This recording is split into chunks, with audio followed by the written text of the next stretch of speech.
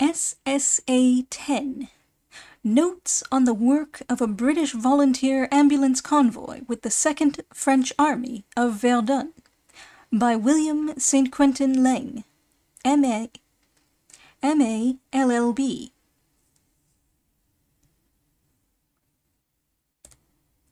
Author's Apologia. These notes are written from a personal point of view. They describe, so far as my modest literary talents allow, my own experiences only. It is difficult, if not impossible, to deal with other people's. If they have any merit, it is that they reflect our moods and hopes, and sometimes our despair from day to day.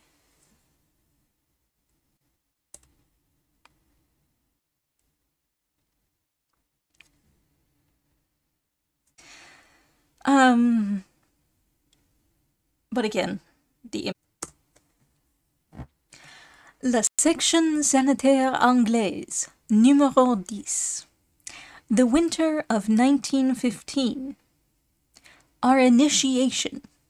Somewhere in France, in the mud, always in the mud, mud which climbs to the knees and requires a chisel to remove from the car, somewhere quite close to the front, is the section sanitaire anglaise numéro 10, hidden under the trees in the grounds of a charming French chateau to escape the attention of the 2 inquisitive Taubes, our 15 ambulance cars. Comité de Londres is painted large on either side, and every car has its heating apparatus, worked from the exhaust, its fire extinguisher, its 50-liter spare tank of petrol, and its smaller tins of water and paraffin. In little white letters on the side are marked the number of stretcher cases and sitters the car can carry, and the name and address of the owner-driver. 15 Englishmen, either too old for military purposes or incapacitated on other grounds, constitute the section. Some of them are university men, 2 or 3 colonials.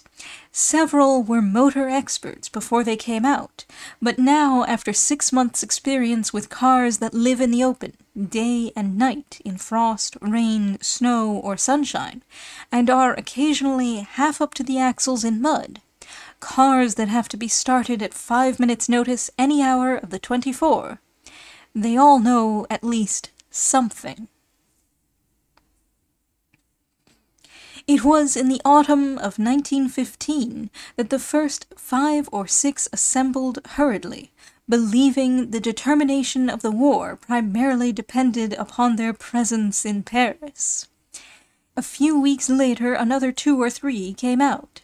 At last, after several months' waiting, the final 3 arrived, and all were sent off to Versailles to await their embodiment in the French army. It was then they received their baptism of hard work. After running about with maps, route finding, and trying to keep exactly 30 meters behind the car in front, and in front of the car behind, which is what all well-regulated convoys should do, quite independently of the different normal speeds of the cars and the distressing fact that the man behind will drop back 100 yards and spoil the symmetry of the whole affair. The convoy was ordered out one night, or rather early one morning, at 1 a.m. It was just after the big French affair in Champagne. The cars started off, some of the drivers without coats or gloves, for they did not know whether it was a matter of an hour or 2 or not, and the order was immediate. First they went to a station at Versailles, where they were not wanted, and then to Paris. There, for nearly 3 successive days and nights without sleep, and with very little time to snatch a meal, they helped to distribute the wounded to the hospitals in and around Paris, and at last arrived back, very weary and tired, for a short rest. They were out again at 1 a.m. the next morning, feeling they had at last begun to do their bit. At 2.5 pence per day. Some of them in the early days, misled by a rosy-hued advertisement, believed they were to be treated as French officers. They had each provided a car and all the accessories, their regulation khaki and blue uniforms, quite pretty when clean, and found as time went on they were expected to provide practically everything except army rations, petrol, and tires. So they saw themselves in imagination with little gold stripes on their sleeves, with a man to do all the hard and dirty work of the car. But war has many disillusions, and one day it was plainly put to them that they must either go as French privates at halfpence a day, since raised to 2.5 pence, or not at all. Alas for the glories of the little gold stripes! But to their credit be it said, they one and all accepted. They have slept night after night in the cars, in damp cellars, on stretchers, in rat-infested lofts. They have eaten when they could and what they could. They have stolen damp firewood to dry their still damper sleeping bags. They have worked night or day as the occasion required, with sick, wounded, and contagious cases, with or without lights. They have been stuck in the mud and hung up on the road, and have taken a malicious delight in towing each other home. They have got across with their officiers, their sous-officiers, and the French regulations generally. They have marvelled at the French way of doing things, so very much unlike our own, and have been surprised at the excellent result. They have, in short, gone through the mill, sometimes happy, sometimes in absolute despair, and they have come out on top. Now they understand their officier, and he understands them. Despite the peculiarities of the French postal system, parcels do eventually arrive from England. It is, in time, possible to get warm clothes from home and to arrange for breakfast parcels common to all the mess. Sometimes, with luck, we find decent sleeping accommodation and a mess room, and a kindly French woman to do for us. Life is so simple when it is reduced to its most elementary conditions.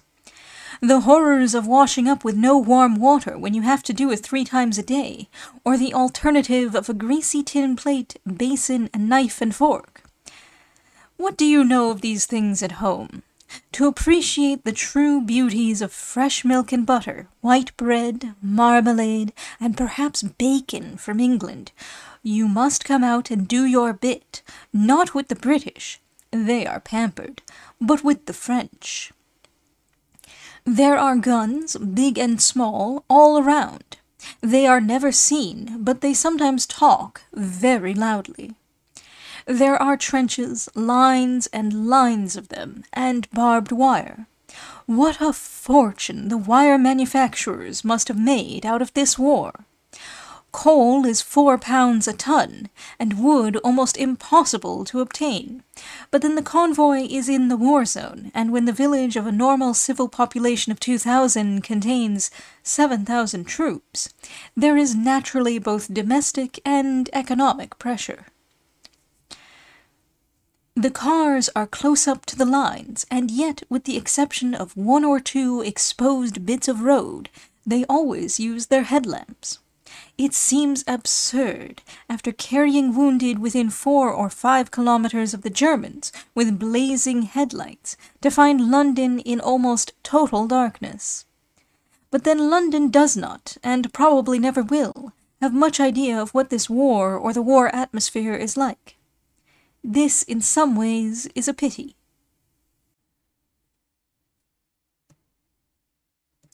French soldiers. The French troops are fine men. They have not the smartness of our early expeditionary force.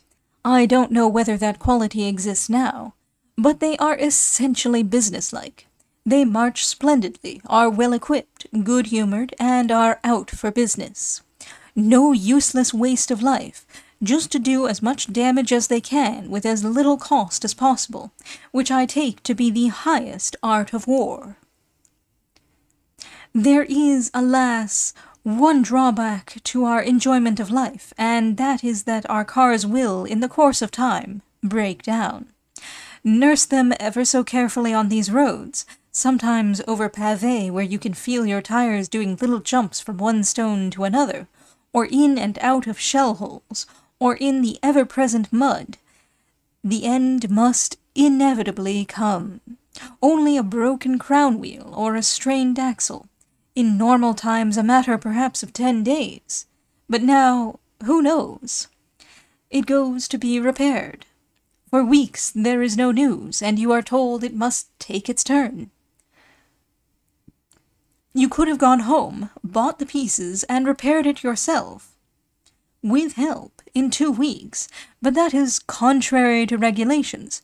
So you sit and watch the German guns missing French aeroplanes, and in return the French guns missing the German. It ceases to be interesting after a time. They never hit. And you feel sorry for your old friend the car that has carried you so far and so well, and wonder whether in its time of sickness it is being properly cared for, and whether the operation will really be a success. One by one the cars are en panne and are towed away to a military motor hospital. Eventually, in the ordinary course of events, they will all get there. We shall be a section sanitaire anglaise without cars, but I suppose the section will still go on. Having once been constituted, it would be contrary to French administration to disband it. We shall draw rations, parade, wear our gas masks, attend occasional lectures, but instead of 2 or 3 sitting on the bank watching the butterfly-like planes high up in the sun, there will be the whole 15 of us listening to stories of the glories that have departed.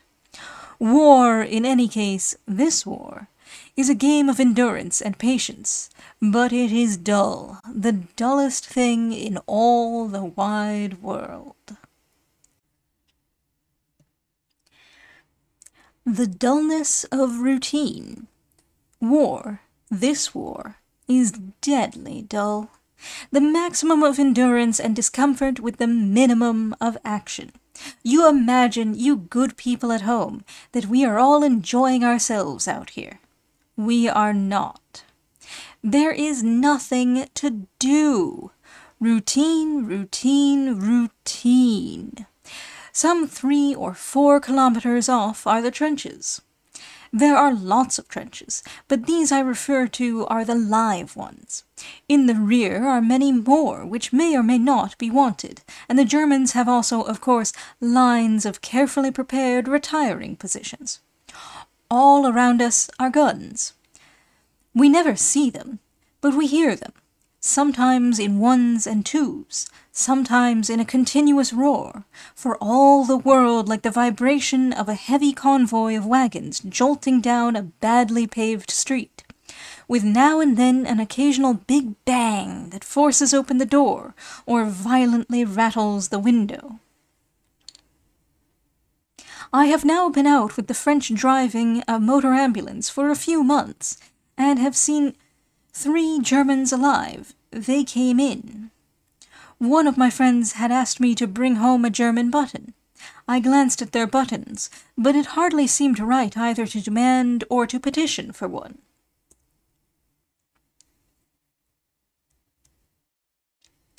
Day by day our cars bump around, calling on hospitals, moving sick and wounded, waiting hours with lights out near the communication trenches, watching the flares and listening to occasional rifle shots, for the most part in a weird, uncanny silence in the midst of many thousand armed and watchful troops.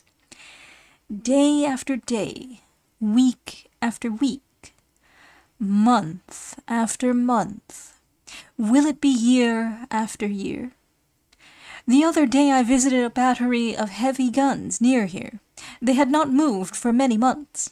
The dwelling places of the battery were all that could be desired, quite charming little villas, 3/4 buried in the sand, panelled with open hearths, comfortable and spotlessly clean, and decorated with the picturesque, if not always quite proper, frontispieces of la vie parisienne. No room for brains. A tall, dark-bearded man in French khaki spoke to me one day. His English was perfect, and I tried to imagine him as something in the city under a silk hat.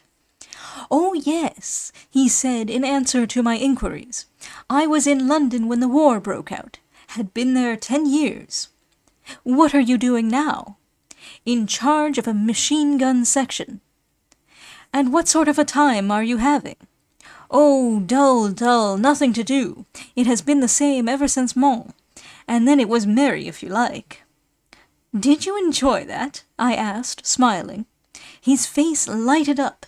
"Yes, that was the real thing." It's the same story all through, endurance and dullness, preparing for and awaiting the day. The military life, I am getting 2.5 pence a day, teaches you that discomforts do not exist. After a time you grow accustomed to them, and they disappear. Eat when you can, sleep when you can, and do your work. Don't try to be brilliant. This isn't a war of brilliancy, but of endurance. Above all, never think. You are just a machine, an infinitesimal little part, and all you have to think about is your minute little bit. You may see things going on around you that, as a businessman, make you shudder, but if you are wise, you will not even suggest an improvement. In that direction lies trouble.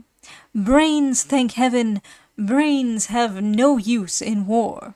The whole thing, from its very inception, is so profoundly idiotic, so completely opposed to common sense, and such an absolute waste of effort, that brains, except for organization purposes, are positively in the way.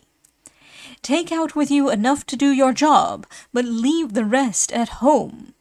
The life doesn't call for them. It makes you strong, healthy, cheerful, gives you an excellent appetite, and brings sleep to you at any moment you call for it. It clears away care and brings forgetfulness of worries. Sends you back to the primitive man to whom fear is not, and whose wants are few. But as for thought, the War Cabinet is supposed to think, and also, I believe, the staff. But the soldier mustn't. A trip home. The other day I went on leave. It took me a day to get to Paris, where I had to spend another day getting papers. The third day I got to Boulogne. The fourth I arrived in London. Before reaching Boulogne, I had to get my papers vised, and on inquiring was told I must call there on my way back. Eventually, after much delay, I got home.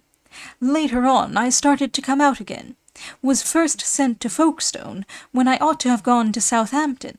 But that, of course, only involved a delay of 24 hours or so and an expenditure of a few pounds. Eventually, I got through to Paris, and wondered if my old friend at the office at Boulogne had missed me. Oddly enough, I found it quite impossible in London to tell the truth.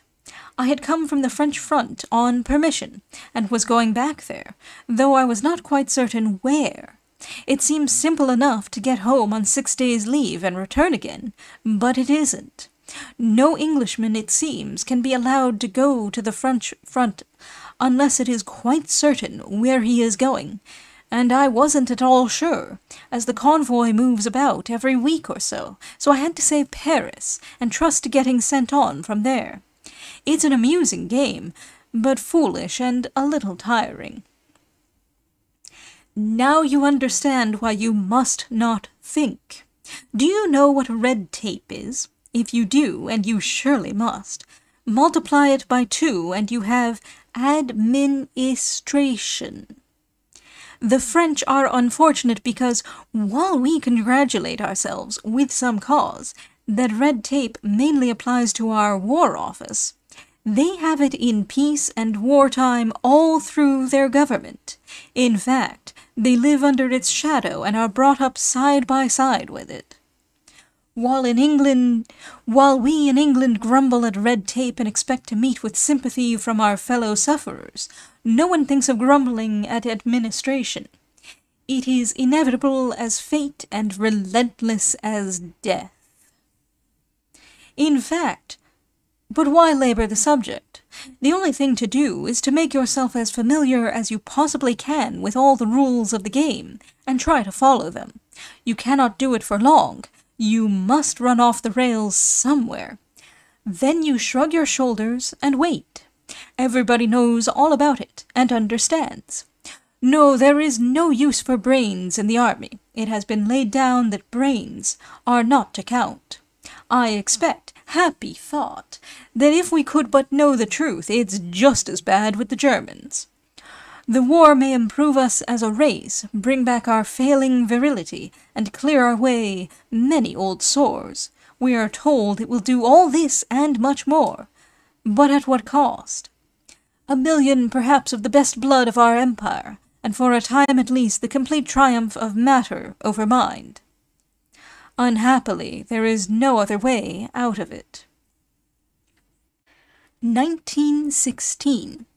Our Introduction.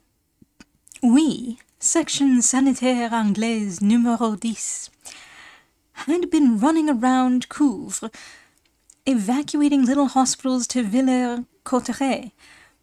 Pleasant enough work over bad roads far away from the sound of the guns. We shared one big room together, and most of the members had provided themselves with mattresses and cunning little folding bedsteads. There was no night work, and not much to do in the daytime. Then one day we got the order to be ready to move at 15 minutes' notice, and were warned that somewhere the greater part of the baggage would have to be dropped. At Villers-Cotterêts, at 4:30 a.m. the next morning, the convoy could be seen, by lamplight, in the snow, starting off for it knew not where. Later on the sun came out and smiled at us, and we ran over good roads through charming country far south, and camped for the night near Bar-le-Duc. It was the next day that we began to see the ruins of French villages, and to realize what this war means to the French nation. At somewhere, I photographed the ruins of a beautiful 11th century church. The exterior was badly damaged, and the outer roof entirely destroyed. But inside, if you were bold enough to risk the falling bricks and plaster, the place appeared to be almost intact. A little frost and rain, alas, will soon complete the work of devastation. All the houses around were destroyed by fire. The bare walls and old iron firebacks only remained. By this time it had dawned upon us we were either going to Saint-Mihiel or Verdun. Nobody knew, not even our officer. At length, after one long day and night wandering about in the darkness, passing columns and columns of troops and service wagons, we arrived at 2 a.m. at a huge barracks near Fort Belleroute, overlooking Verdun. We had 3 hours to rest and rehabilitate our cars, and then had to begin the work of evacuation, for the place was full of wounded. My car being for the time on the sick list, I intended to remain on my stretcher and get what sleep I could before being called out for duty. I saw the convoy start out to work and then settle down when bang, bang, bang! A battery, close at hand, woke me up with a start. It was the beginning of the artillery duel. Soon from all sides the thunder commenced, and as the sun came out, aeroplanes appeared, and the noise of anti-aircraft guns, with the occasional rattle of a mitrailleuse, added to the din. Sleep was impossible, even if curiosity had not tempted me out. For 2 hours I sat and watched the panorama of bombarded Verdun. I could see for nearly 10 miles straight ahead, and the valley was 5 or 6 miles broad. Near Verdun, great black clouds of smoke arose suddenly from the ridge on the right and slowly dissipated themselves. Far away in front, a French village near Douaumont was burning. From the wood near came a continuous rattle of French artillery. Then suddenly I caught sight of 3 Taubes, looking with their V-shaped tails like swallows in the sky. The battery ceased firing, the anti-aircraft guns woke up and dotted the blue heavens with little patches of white, through which the arrows flew as if absolutely unconcerned. Far off, I saw one of these Taubes drop a bomb, which exploded some 100 feet in the air, and then emitted for a few seconds a burning fragment which smoked and curled out like a schoolboy's cracker.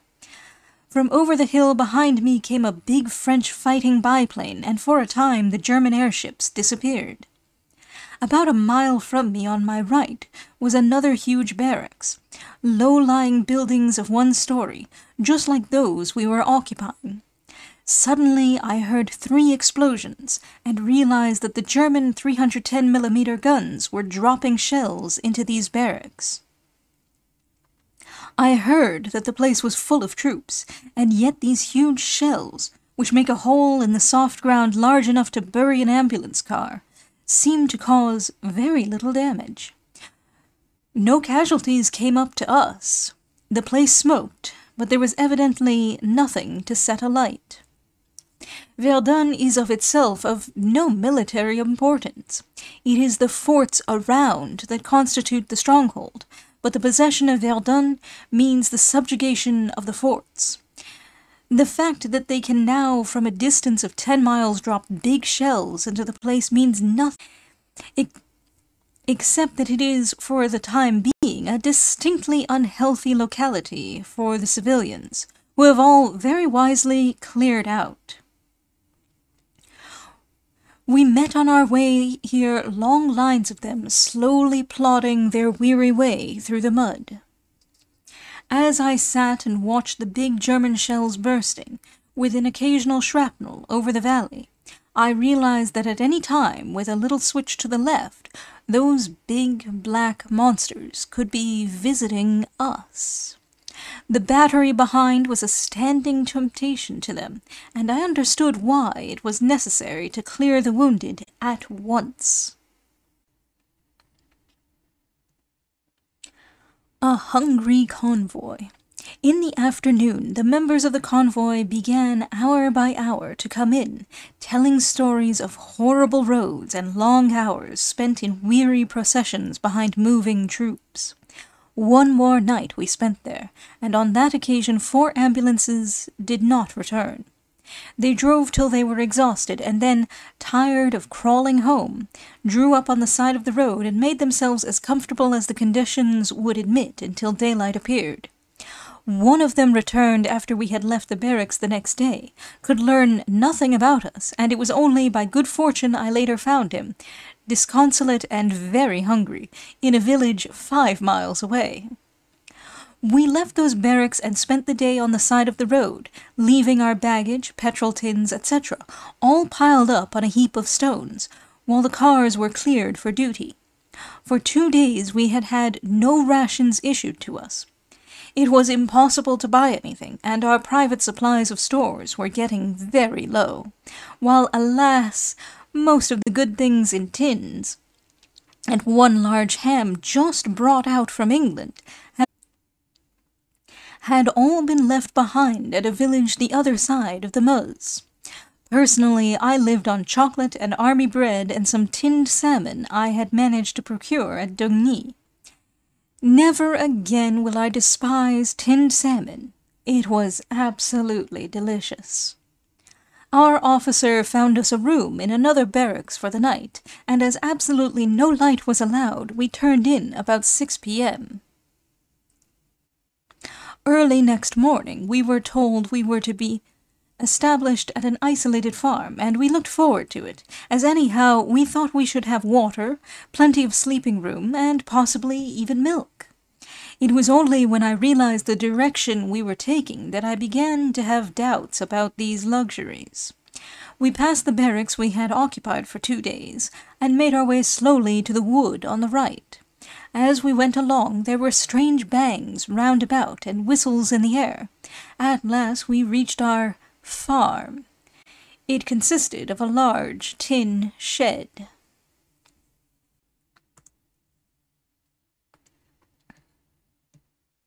Baptism of fire. We packed our cars, 12 of them, close side by side, one of them full of big tins of petrol.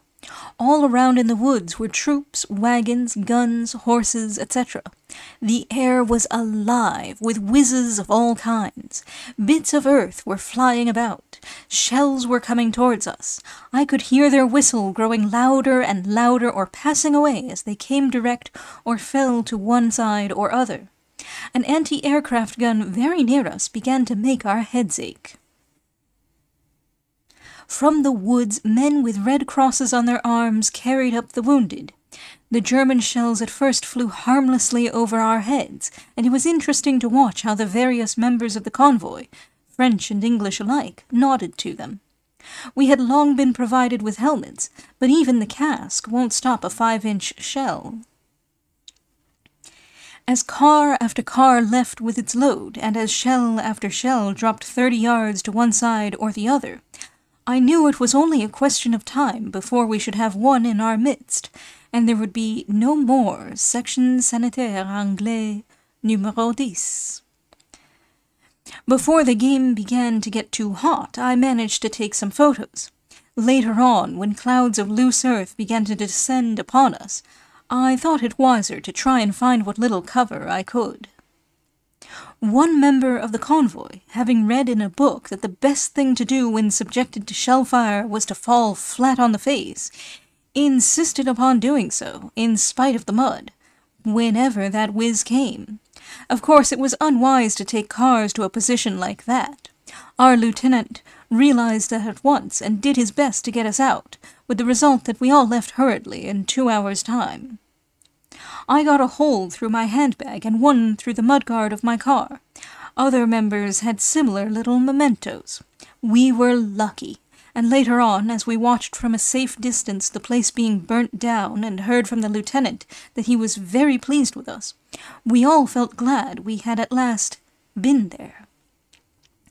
Now we live in a riding school close to Verdun, where we sleep, eat, and garage our cars. Close to us outside in the meadow are 3 big holes large enough to take 1 ambulance car each. They came the other night. But those things worry us no more. I saw 30 German shells fall about half a mile ahead of me yesterday afternoon. They all came practically together. That place is at least 3 miles from here, and the shells must have flown over this building. The modern gun has great power, but fortunately at long ranges, absolute accuracy is out of the question. One of the things that strikes one in modern warfare is the truly awful waste of ammunition. Working at night. From our garage, we have been doing a continuous service to a place beyond that little isolated farm in the country. I was one of the 3 to do a 6 p.m. to 6 a.m. service on the first night. It was a dark, damp night, and no lights were allowed. In order to be sure of the road, I volunteered to run up in the daytime, and so knew the way to some extent.